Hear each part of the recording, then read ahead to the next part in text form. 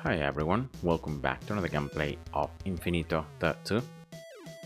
So today guys, I wanted to share with you an updated tier list of the towers, trying to take into consideration the fact that now I've tested and I've tried all the towers with the latest update.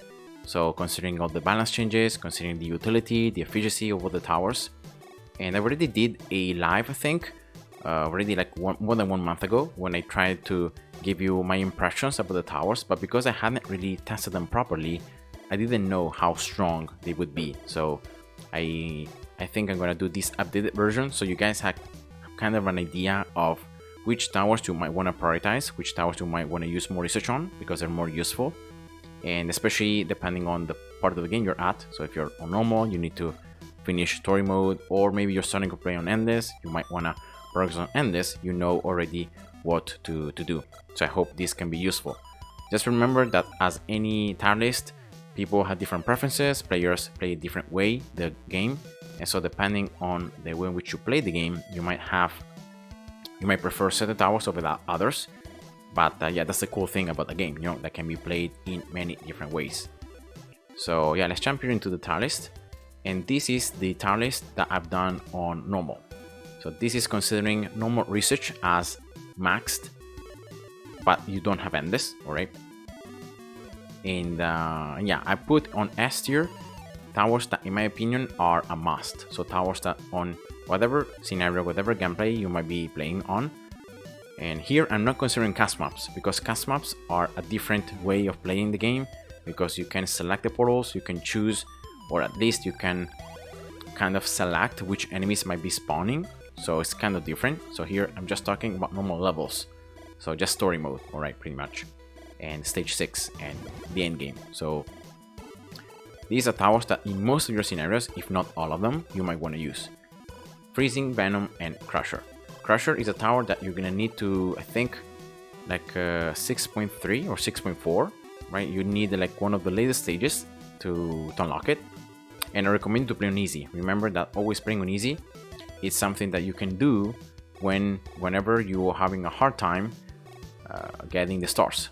So because these levels here, in order to get the stars, you just need to survive a certain amount of waves. When you play on easy, the waves are on demand.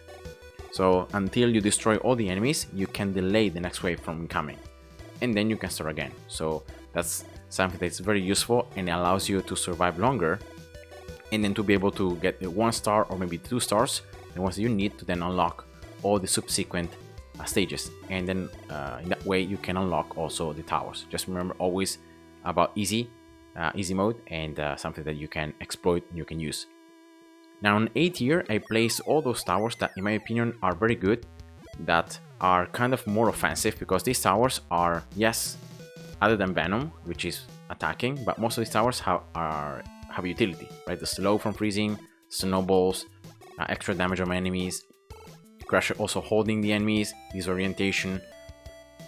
But on the A tier towers, these are all like offensive towers. These are towers that are gonna do damage, and these are the towers you're gonna need in order to survive through the waves. Now multi-shot has been buffed. It's gonna also give you bonus coins. It's gonna do a lot more of damage. Still, the ultimate is pretty bad, but it's a lot more useful now to use.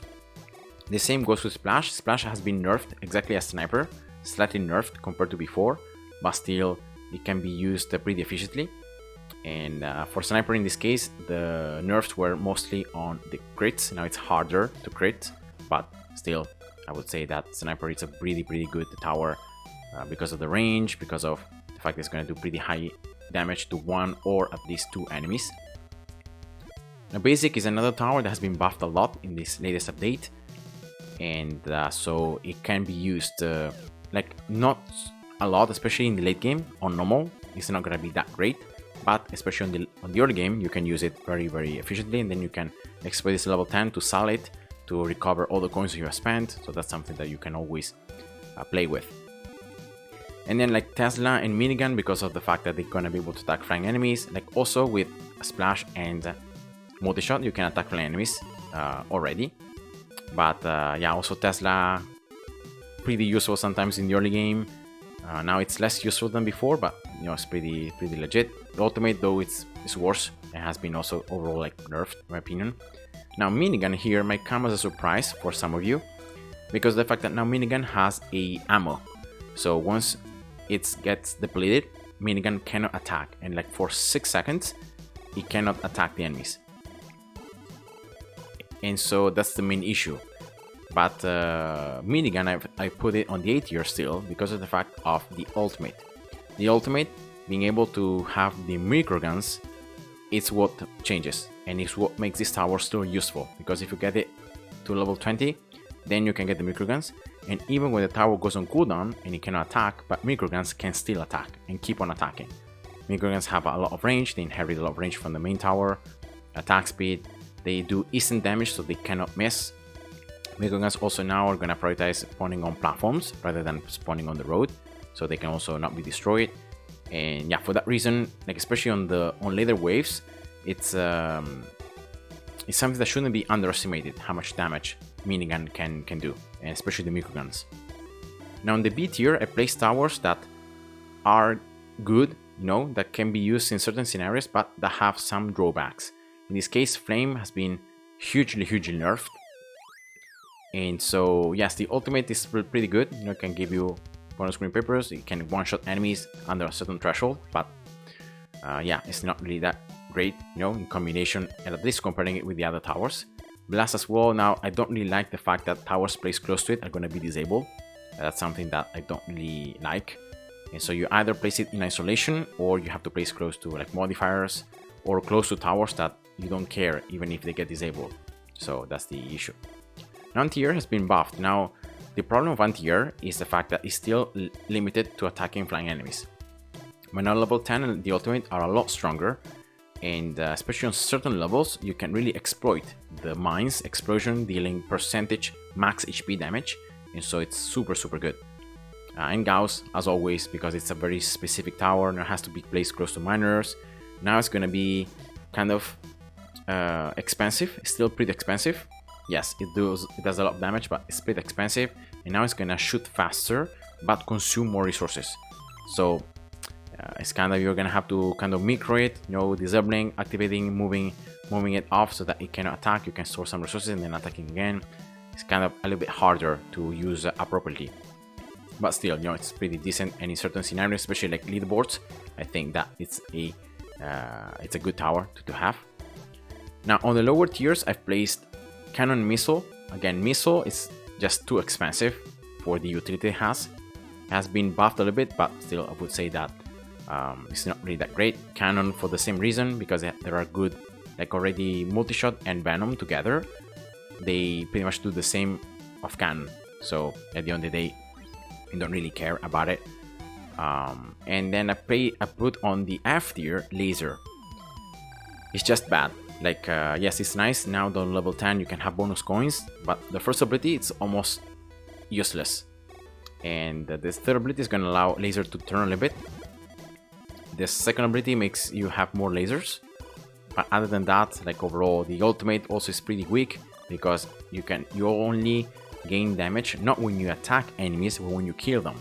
Now, if the ultimate would be different, like every time that you attack an enemy for, I don't know, 0.5 seconds, you gain, or like you attack an enemy, right? Every time you attack an enemy, you receive this stack and you increase the damage, then that would make the ultimate pretty good.